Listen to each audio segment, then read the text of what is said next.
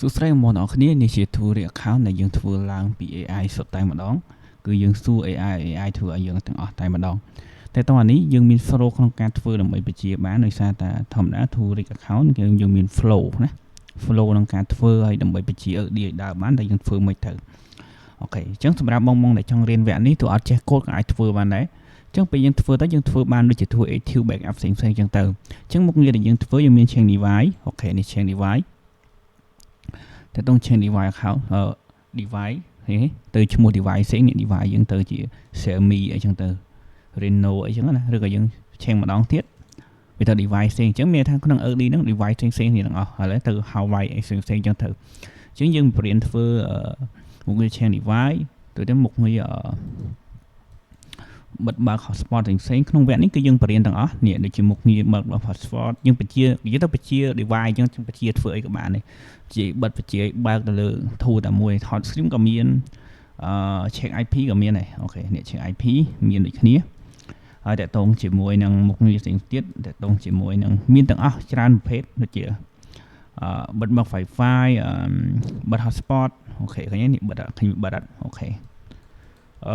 មុខងារតកតងជាមួយនឹង close ផ្សេង install APK ជាទៅមានទាំងអស់មុខងារអីទៀតអូខេមុខងារ remove Facebook setting អីចឹងទៅតែតង control នេះ reboot នេះមានថាបិទ ED ឥឡូវយើងចុចទៅ reboot មួយថា device ហ្នឹងគឺបិទ auto អញ្ចឹងណាហើយតែតងជាមួយមុខងារផ្សេងមានច្រើនប្រភេទដែលខ្ញុំរៀបចំ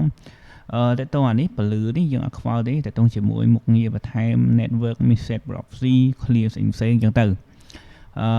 នៅមានទៀតដូចជាពិនិត្យមើលថាក្នុង ED ហ្នឹងតើឡើង app អីខ្លះណាអូខេហើយ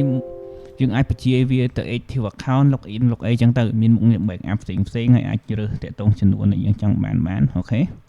តាក់ទងបង្កើត novel អីអានេះស្រេចយើងធ្វើវាយើងចេះទៅយើងធ្វើខ្លួនឯងទាំងអស់ក្នុងមេរៀនហ្នឹងណាយើងចង់បង្កើត tool អីរឿងយើង tool Gmail tool TikTok អីស្រេចយើងឲ្យពេលយើងរៀនចប់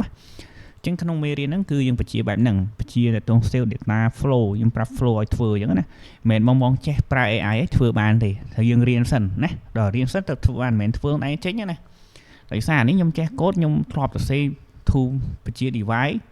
អញ្ចឹងខ្ញុំដឹងថាគេបញ្ជាមិន flow ដើម្បីធ្វើឲ្យដើរអញ្ចឹងណាបើយើងអត់ដឹងទេយើងធ្វើអត់ចេញទេដូចខ្ញុំនិយាយអញ្ចឹងរៀនសិនទៅដឹង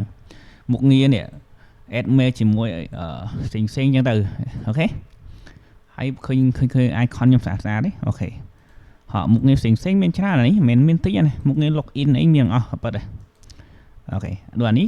control តដែរទេទៅជាមួយ hot screen ក៏មានពេលបងចុចទៅ hot screen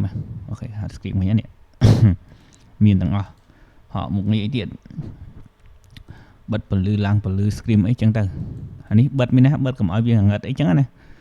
យើងគ្រាន់កំណត់រួចរាល់ហើយយើងចុច start មួយដើរទៀតអូខេឥឡូវយើងកំណត់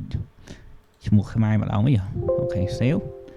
start ទៅដើរឃើញទេចាប់ដើម change device ជាមួយ device នេះដូរទៅដែរអូខេអញ្ចឹងឲ្យវាបដូរ device នឹងទៀតគឺ tool ហ្នឹងគឺបែបហ្នឹងតើការគឺស្រួលហើយតើតងជាមួយមួយ account មកតែមួយ device ទេយល់អត់